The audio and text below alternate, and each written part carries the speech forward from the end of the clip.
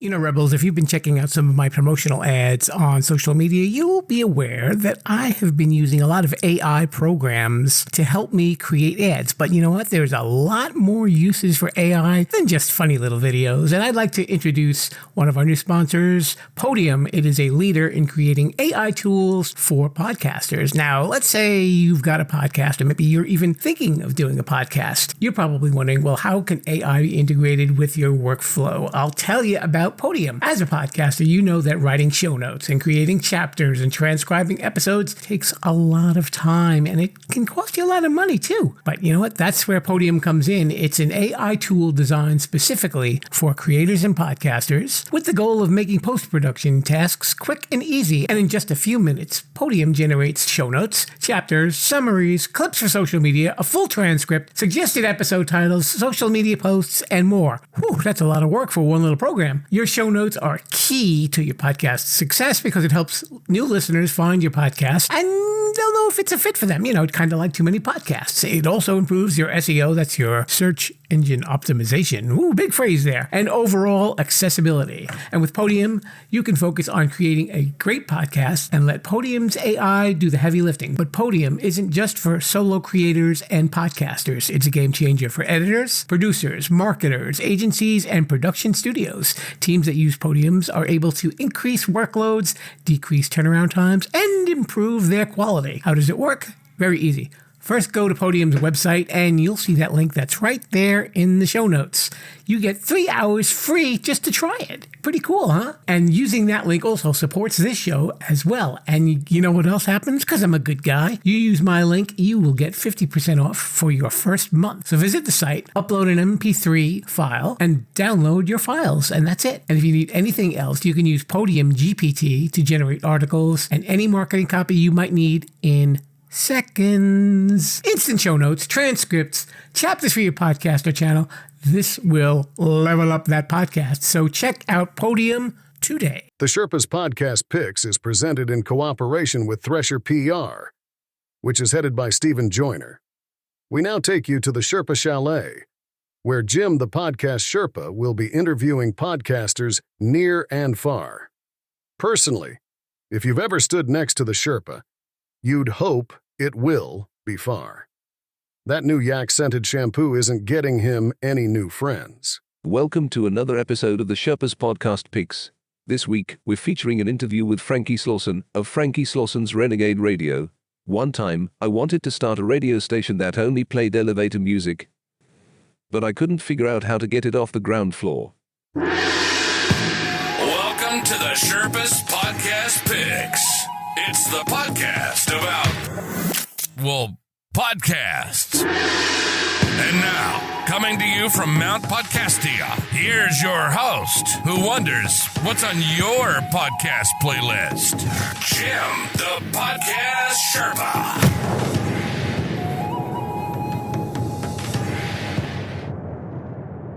Hello there, Rebels of the Sherpolution, and welcome to the Sherpa's Podcast Picks.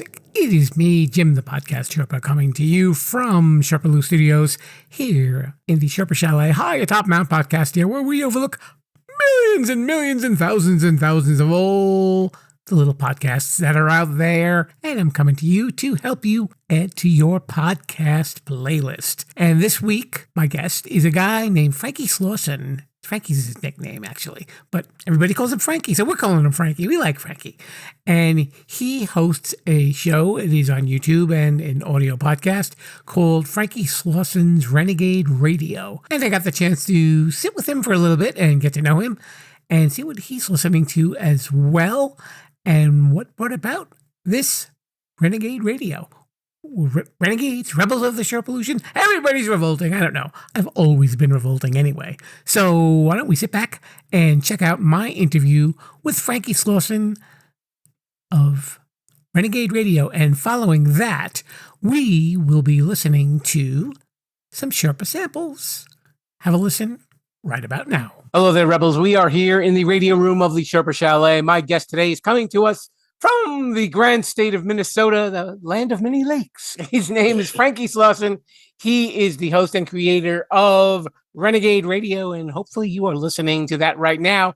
But maybe you're listening to this podcast right now so you can get to hear me speak to him and get to know him a little bit. Franky, welcome to the show. Oh, thanks for having me there, Jim. I appreciate the invite. Now, you are from the great state of Minnesota. Tell me about the coldest winter that you've ever had there. Oh, geez. I mean, I've been alive for 41 years there, Jim. So, I mean, there's been a few of them. I always hear about these brutal winters in Minnesota and Wisconsin where it's like, well, everything froze, even people. Well, it depends on which part of the state, because sometimes it can happen in northern Minnesota, sometimes it happens in southern Minnesota, sometimes the whole state is just covered, But I'm in northern Minnesota, so I'm like about 10 to 20 miles. Well, probably about 20 or 30 miles off from the Canadian border of where I live. But I mean, we've had cold winters. We've had winters that didn't last that long. This year, I don't know. I mean, it should be here right now. We actually are currently getting a little bit of a snowstorm, but we don't know if it's going to last or not. It's just it's a surprise nowadays. So it's funny when I talk to people who live in snowy states where I could tell them oh, we got 1.5 feet of snow, and they're just that's nothing. Yeah, that's right. It's funny to know that places like Arizona and Hawaii that normally never get snow got some snow, Yeah. But before we got ours, so it's kind of funny because those places, people go there so they don't have to deal with that stuff. Right. That's true. So, how did you originally get started with radio? That's where you're originally based from. That's kind of your background. Yeah. Minnesota has pretty much been the home base, other than 5 years when I lived in South Dakota.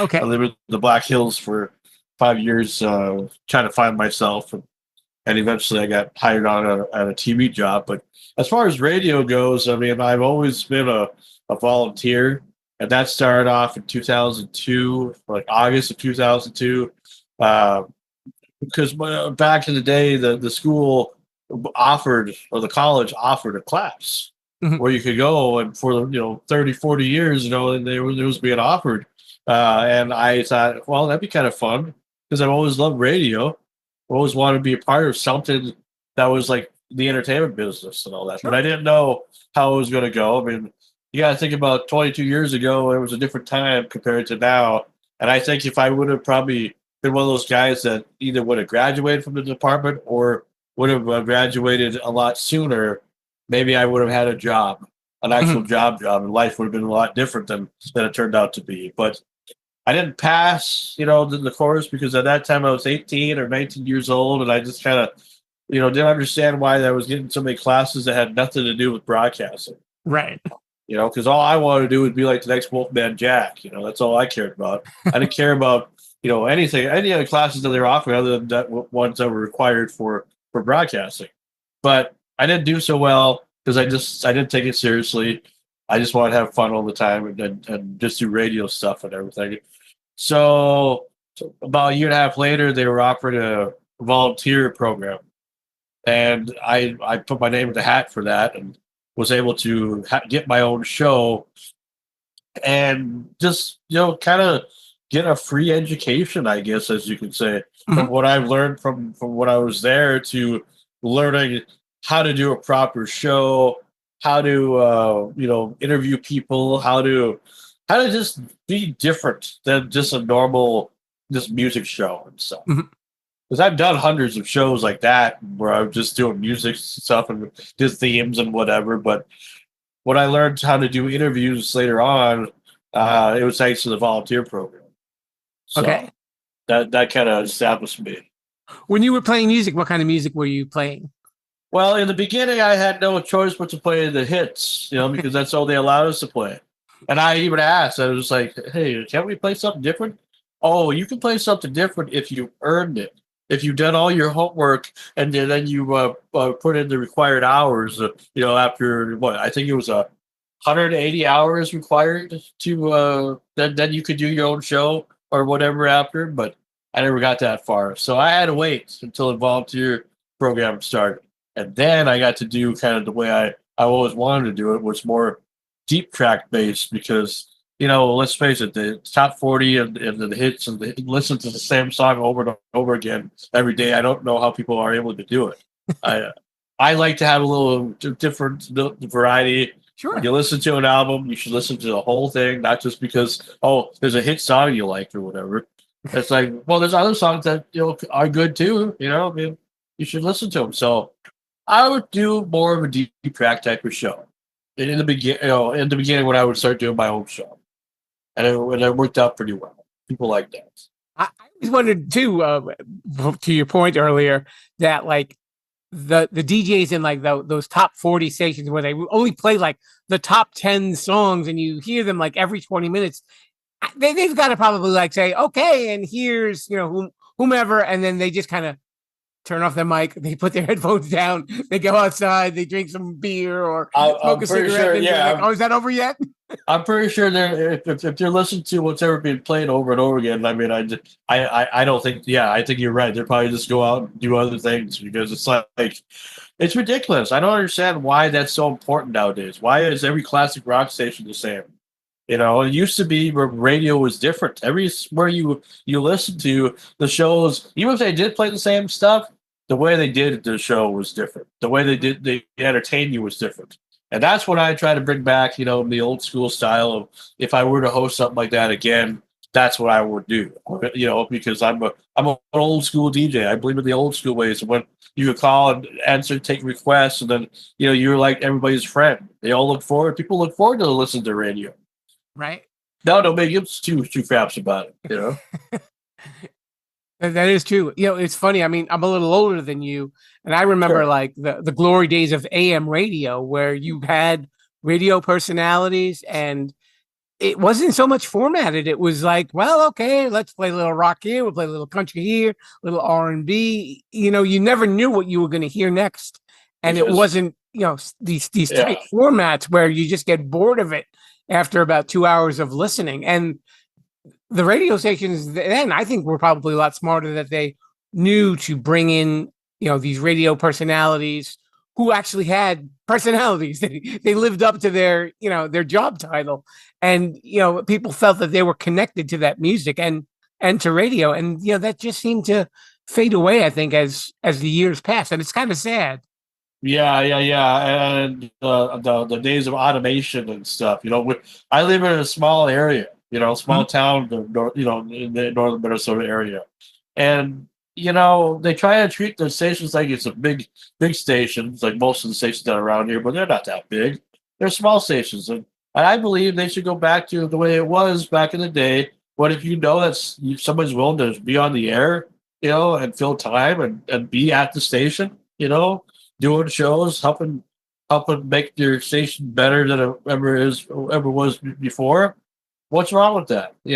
Why does automation have to come and kill everything? I understand why we have automation. I get it. For mostly emergencies. Right. That's what it was supposed to be for. If a DJ couldn't make it or something, and they could have had time during the week or whatever to voice track their shows or whatever. That's what it was supposed to be for. And now people are overdoing it. They're killing it. Yeah, so, we become victims of our own innovation, I guess.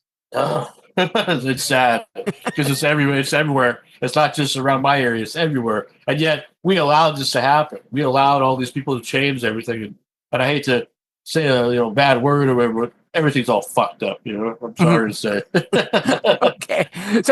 So what gave you the idea of Renegade Radio? Tell me a little bit about the genesis of that. Well, after I had volunteered at the Northland at Pioneer 9.1 for as long as I have, off and on, for almost 20 years, I would say, or almost 20 years anyway, that I volunteered, because they would never really give me, the real opportunity to work during the day or hire me to actually be a paid employee, because they were looking for people to pay to do the station work and stuff. Well, they're the type of station where change is a scary thing, where they ain't a little mention of change and they just like freak out and everything. So they want people to volunteer. But I volunteered over there for a long time, and I felt like in my later days of volunteering, I wasn't getting nowhere. I was doing late night. They put me on the late night hours during the week when nobody was listening. And I put in a lot of effort to record a show and do a show and to make it good. And yet I got no feedback. Nothing. and kind of got me mad because it's just like, I'm an OG over there, Right. Again, I get very little respect from the people that were in charge. So in January 2021, I decided, I can't do this no more. I wasn't quitting radio, or quitting the whole broadcasting thing. I just was taking a break because I was physically drained from just not getting anywhere. And I tried to have conversations with people in charge, and they didn't care. They were just like, "Hey, we're letting you volunteer on our station, so you do what we tell you to do or whatever. And you don't want to be here, you don't have to be here, and you'll be replaceable like anybody else." Mhm. So I gave it a little bit of time, and I took some time away, and then I thought about Zoom, because I used to use Skype, back in the day of doing like some interviews here and there. And I thought, Zoom is kind of fun, I mean, people are using it more because of the pandemic and everything. People were using it a lot, and it's become so much more popular. Well, why don't I try to do some video interviews, with people, see if they may be interested. Right. So in 2021 and 2022, I kind of did that. I didn't do any more radio shows, but I just did my own, my own thing, my own interview show, and I did Zoom stuff, and it was fun, and it worked out pretty well. I didn't do that many, but I did a few, and it kind of warmed my heart to know that this could be a potential idea for a future project or something. So fast track 2023, I was unemployed for a while because I worked at Walmart and lost the job over there because of some BS that was going on. So I was on unemployment, and I decided, I want to do something that's different that I've never done before, that really commit to something because I'm ready to come back. I'm ready to, be creative again. And I just didn't know if my idea was going to work, because sometimes it has, sometimes it hasn't. Well, in August of 2023, I decided that I was going to try to find somebody that could be my co-host, somebody that you would never expect that I would ever work with. There was a guy that I interviewed that had on my show. His name was John Lutz, aka Scream Sam. He was known as a Scream Sam tribute artist, like Sam Kinison. Right. He's friends with Bill Kinison, Sam's brother. I asked him if he'd be a part of the show, if he'd be like my co-host or whatever. And he didn't hesitate. He didn't want to think about it, but it didn't take him that long to say yes, because he trusted me, because he remembered when I interviewed him 3 different times, and he never forgot about that. He thought that was pretty cool, that I'd still be interested and wanted to do something with him, because he lives all the way in Ohio. I live in Minnesota. Okay. So it's a weird world, that you mash up together, especially with him, because he's done all types of stuff, on his own, for Sam Kinison tribute, and then he did a Sam Kinison a tribute show, that was popular in Florida. It was one of the first podcasts to come out for video before they even called it podcasts and everything. Mm-hmm. So, yeah. And you look like Sam Kinison? Oh yeah. I mean, if you look at the video and stuff, well, see the logo that we use right now. It's our current Renegade Radio logo. We're using some holiday themes right now, but this is our actual original logo anyway. I did this through AI, and then I had a friend create the title. But the logo is like a noir style or noir style of Sam Kinison. Okay. Screaming Sam. I mean, you can tell if I move out of the way a little bit, that looks just like Sam Kinison kind of. Okay. The people will see it when the YouTube thing comes out. That's what the artwork will be. My friend John Lutz looks exactly like this guy. So it's kind of a dedication to him, kind of because he's my co-host. He helped me get it started. So anyway, August 2023, we get started, and we do our first few shows, and we didn't know what was going to happen. It's just he's new to the game because he hasn't done it in a long time. I have done this before, but never like a podcast. I've always just done radio shows. It's almost practically the same thing, except you do it from your own house or whatever. So it's a little bit different. So yeah, I mean, if it wasn't for him to say yes, I probably would have still done it anyway, but I don't know how successful it would have been in the beginning. I mean, now we're next week we're ending our season 3 on the show. We'll have our 20th episode of the 3rd season already, and then we're taking a month off for the holidays, and then come back in January for season 4. And I got a nice crew. I got a big crew of people since that time. So it's pretty amazing. So what do you think helped grow your show? I think just really like free form. Like just being open to any idea. Don't, not saying no to stuff. Being more of a yes guy. Showing respect to my coworkers, but people who are my online friends who I've interviewed and who all had histories with and whatever. Just being somebody that's open to things, Sure. Because I feel like the real true measure of success, like financially, we haven't gotten that far yet. But as far as the actual success of the program, it's just being there for your people. Because these people are willing to spend time with you when they really don't have to. Everybody can just tell me to F off and we're done. But they don't. Because they know that they like being a part of this, because you never know what's going to happen. Our biggest coup is the guests, the interviews, mostly. And it's our banter, too. But a lot of people look forward to the guests, even the crew does. Because they never know. Because mostly I'm the one that gets the guests together. I ask them sometimes to help, if I have a dry spell. But now, thanks to my friend Steven, who even who hooked me up with you. Steve Joyner, by the way. We can say his name. It's all right. Oh, absolutely. Absolutely. we plug him as often as we can. He's a great guy. He's helped me get a lot of people. I'm sure he's helped you too. I'm sure there's a big community that's going on.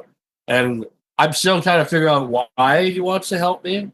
But because I'm not anybody famous or anybody whatever, but it's just like, I think he just liked the style of what I was doing. And he finally, realized that I was a good idea. I was a good pick to try to do something again. Because he was trying to get a hold of me a couple of years ago, and we were going to work together before I did Renegade Radio, but it was a different time then. I wasn't really doing a weekly show. I was still kind of creatively dry at the time, and I was working at a job at the time, so this wasn't even an idea yet. Right. But now that it has been, I enjoy it. I really enjoy doing the show. We've had some really good guests on, from musicians to actors, actresses, singers, songwriters, comedians, authors. You name it. It's and we're only getting started. But we've had over 70 guests, or well over 80 guests at least total, or more, since the show started. So, do you have any favorite guests? Any favorite moments? I would probably say as we started breaking the ice in season 1, season 2, some of the early guests that we had on, like we had on Bear Clark Webb, who was a female comedian out of Florida. She's a lesbian comedian, but she's very funny. And she looks like Sam, a combination of Ron White meets Sam Kinison. Okay. That was fun. We had Bill Kinison on a couple times. That's Sam's real life brother, who was actually like his manager and all that stuff. And we've had on the Sam Morrison Band out of California. We've had Dick Warlock, who played Michael Myers in Halloween 2, 1981, and was Kurt Russell's stunt double. His son Lance and I are good friends because we know each other for about 18 years, and I've interviewed him a bunch of times. He's one of my crew members now. He got so excited about being a part of doing interviews and stuff that he wanted to be part of the show, and now he joins me almost every week. And he lives out in Washington, So yeah, it's just a who's who. Some guests are bigger than others, some are smaller than others, but you know what? They all have a purpose. And as far as like moments and whatever, I don't know. Just every week is a fun moment, I think. I really haven't really compiled yet what the best moment has been yet, because I don't think it's happened yet. Okay, well, obviously it sounds like you're having fun, and then things are really kind of gelling, obviously, from where you were a few years ago. Yeah. Well, it's just that, see, you have to understand, Jim, that where I live, when it comes to opportunity, it's very little around here. And I the only reason why I choose to stay around here in my home area is because my family's here, and I have a very few friends anymore.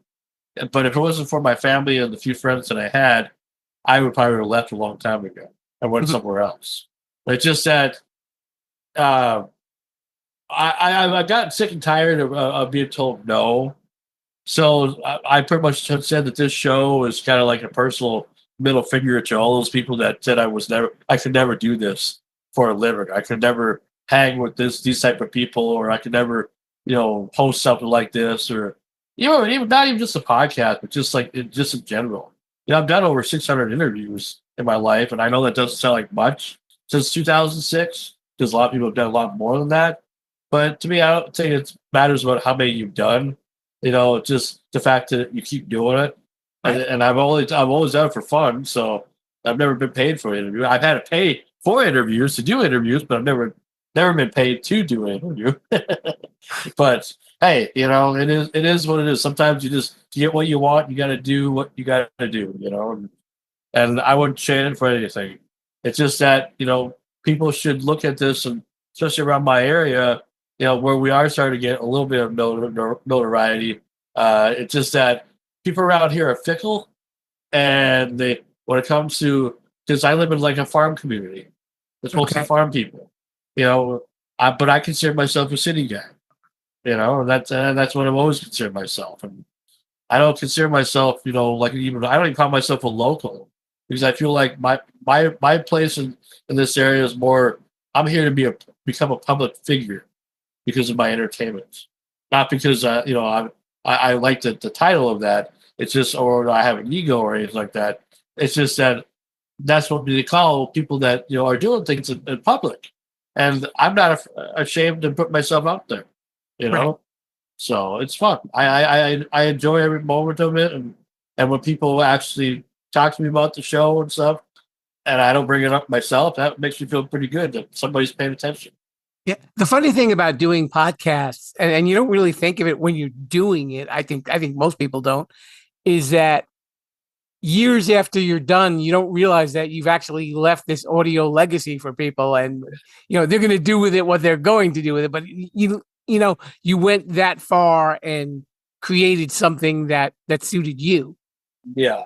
Oh, absolutely, and that's kind of what I like about just this idea of social media and stuff. I mean, if it wasn't for the internet, I don't think I would have been able to have any opportunity, because it's all thanks to social media and the internet that I even had a chance to do any of this stuff. It wasn't because of learning about radio and stuff, because I could have learned about radio without the internet. It would have been okay.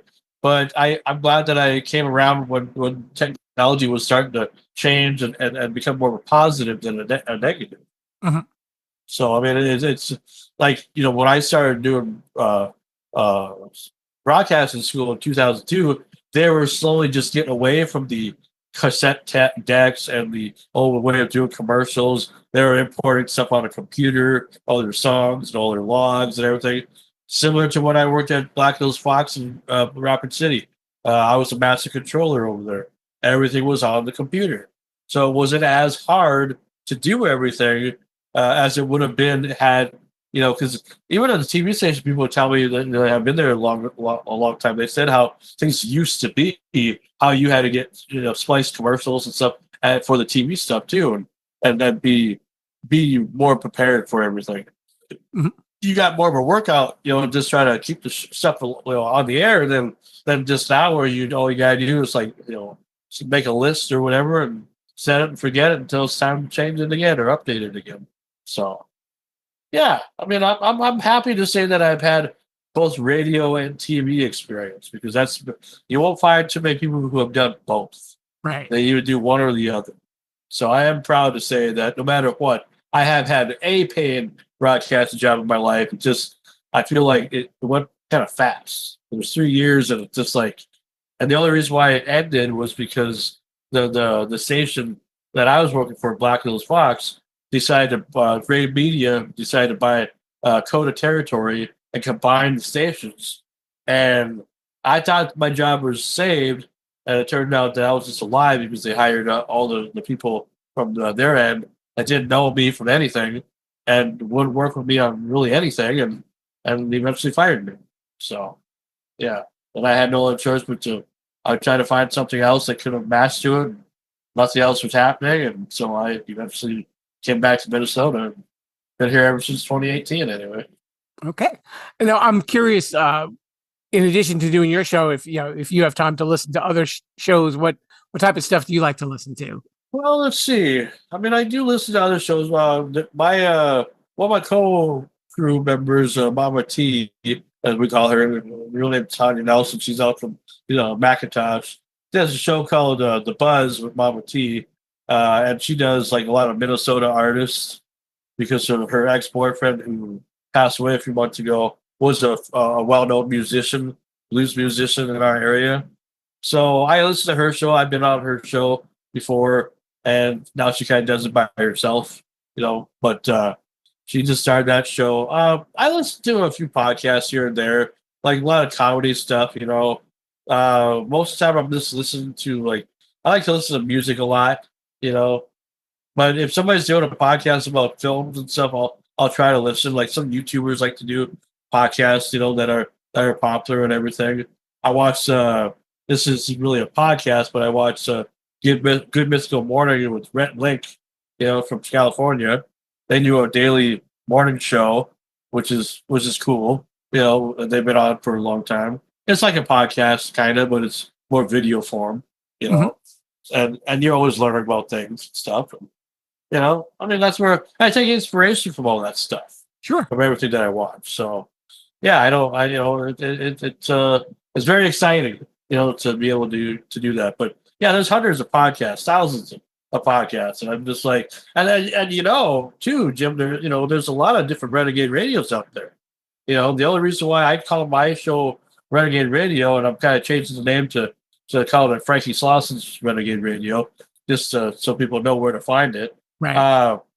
There's a friend of mine who passed away almost 10 years ago here next year. His name was Ron Fox, and he was a shock jock out of Arizona. And he used to do stuff, he used to do a show either called The Renegades or something Renegade related, where he and his sidekick would do morning radio, and they'd prank call people, and stuff, and have a good time and bust people. It was kind of like a shock jock format. And so I thought, well, Renegade Radio would be a great title in his honor, like a tribute. So that's where that comes from. But then I realized that there was hundreds and thousands of freaking, there's a lot of different Renegade radios, and they're all different. Yeah. So that's why I kind of changed the title to Franky Slawson's Renegade Radio, just so people know where to look for it. And that started here earlier this month. So it doesn't say it on this image here, but I sent you an updated poster anyway that you can use. But anyway, so yeah. well, as long as you're promoting your show as Franky Slawson's Renegade Radio, we do have a portion of the show, and it's called Shameless Self-Promotion. So while I got you on a roll here, Franky, why don't you take it home? Well, I mean, you can find me at facebook.com/Franky Slawson. On Facebook, you can find all my podcast stuff, all the episodes and plus all the videos that I've done over the course of time. YouTube.com /at Franky Slawson Productions. And I recommend going to the YouTube channel because there's a lot of good stuff there. It's not just interviews, it's vlogs, it's all types of things. Mm-hmm. Pretty much my entire archive is almost on the YouTube page from the time that I first started. So, yeah. So that's self-promotion, I think. I would say you passed that test, sir. I appreciate that. I appreciate you having me on your show. Really. Hey, his name is Franky Slawson of Franky Slawson's Renegade Radio. Thanks so much for coming on the show. I appreciate you, Jim. And thanks for having me on. Now it's time for Sherpa Samples. Got a podcast for the Sherpa to sample? Let us know and we'll mention your name on the show. It is time for Sherpa Samples, and that's the portion of the show where I get to talk about some of the shows that are out there in Podcastia that I have been checking out, and maybe you might want to check them out and add to your podcast list. I usually do 10 segments, so I've got 10 for you to hear about, and maybe there's something on that list that you might want to listen to as well. Risky Business. Now, that is a podcast about making better decisions. Interestingly enough, it's hosted by Maria Kornikova and Nate Silver, and they're two journalists who moonlight as high-stakes poker players. I thought that was pretty interesting. And the episode that I checked out is they spoke to a gentleman who bets on election outcomes. So I'm not going to get into the politics here, but maybe they made a lot of money. Maybe they did not make a lot of money. I guess we will find out soon enough. Was I in a cult? It is an interview show with people who may or may not have been in a cult. Probably have been. And I know that the person that they interviewed in the episode that I listened to, she was a member of the Falun Gong, which is we'll say an organization, to be polite, in China that had a certain way of living. So this was actually a 2-part episode, and I caught the first part. Really interesting stuff, unusual. So Supernatural is hosted by Ashley Flowers. If that name sounds familiar, Ashley Flowers is really well known with some of her true crime podcasts. I've checked out The Deck. I don't really want to take too much away from her because she's very successful in the podcast world. I always kind of feel like when I'm listening to her shows that the conversations that she's having with her co-hosts are scripted. They don't sound natural. I don't know why, but that's just me. But if you like some spooky supernatural stories, you might want to check out So Supernatural. Some More News is hosted by 3 comedians. And guess what? They talk about the news and some of the issues that are in society and put a funny spin on it if they can. Bad Hasbara is hosted by a comic named Matt Lieb, and it really has to do a lot with American propaganda and Israeli propaganda. It's very political, obviously. So if this is something that you may be interested in, then check it out. This was a weird one. Kill List. I did not know about this podcast by a journalist who found out that on the dark web, there were actually murder for hire sites. And they found out about the site and tried working with the police to stop some of these murders before they happened. It was really creepy to listen to, but really fascinating. So it might be a podcast you may enjoy if you are a true crime fan. Also, while we're talking about true crime, Candyman, the true story behind the bathroom mirror murder.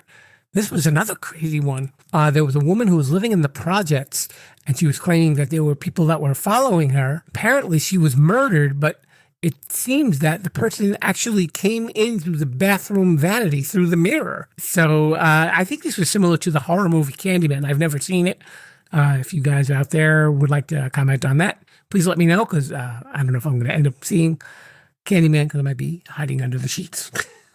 But but a really crazy, spooky true crime story. Money Crimes, while we're talking about crime, with Nicole Lapin. I'm a fan of Nicole Lapin. I'd love to have her on our podcast. She hosts Money Rehab, which I think is one of the finest finance podcasts that are out there. They book it as the money podcast that you don't need a dictionary to understand.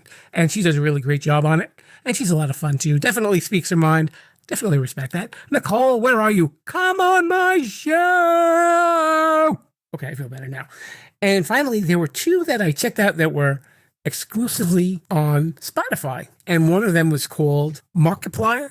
And this was actually a video podcast. And I guess the host, I guess his name is Mark, I'm going to presume, he talks with other people while playing video games. And they talk about all different stuff. I think the conversation they were having in the episode that I listened to was about power washing. But yeah, I guess it works. It's very popular on the Spotify charts.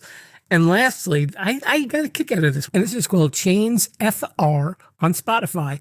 And it's animation. They're little short clips. And the episode that I listened to was about public speaking. And the animation was very funny. It's just like stick figures, but definitely done in a humorous style. I think you're going to get a kick out of it. Because, I kind of look like a stick figure too, who needs to lose about 40 pounds. But while I'm working on that, let's head on into the outro. Be a rebel. Follow the show at Sherpalution on Twitter, Instagram, and Facebook. Thanks so much to Franky Slawson for coming on by the Sherpa Chalet, and check out his podcast, either audio or on YouTube. It is called Franky Slawson's Renegade Radio, And thank you so much for spending a little time and listening to me jabber away. And I don't know if we sound a little bit different this week. I'm not sure. Trying not to. We've been doing a little bit of work in Sherpa Studios, to be honest with you. And hopefully it won't have too detrimental an effect on the quality of the sounds. You know what a snob I am with having a nice sounding podcast. So let me know. I'm on social media, Sherpalution, Facebook, Instagram, X, TikTok, and guess what? I do believe that the new wacky videos are coming back for promoting our episodes. So if you're not following me, follow me now and maybe check out some goofy videos. I like doing that stuff. So I guess that will do it for me. And we have new episodes every Wednesday, most of the time. And we have our Sherpa Selects, which are the classic episodes from the first 6 seasons, on Saturdays if you want to check us out a little bit more. So if you can, please share this episode with your friends or let everybody know what podcast you're listening to. And if you get the chance, give me a yell and let me know what's on your podcast playlist. And until then, Rebels of the Sherpalution, I leave you with a hearty Viva la Sherpalution! Thanks for listening to the Sherpa's Podcast Picks. The podcast is now over. Please disperse and tell everyone about us. As long as they don't put us back in jail. Viva la Sherpalution!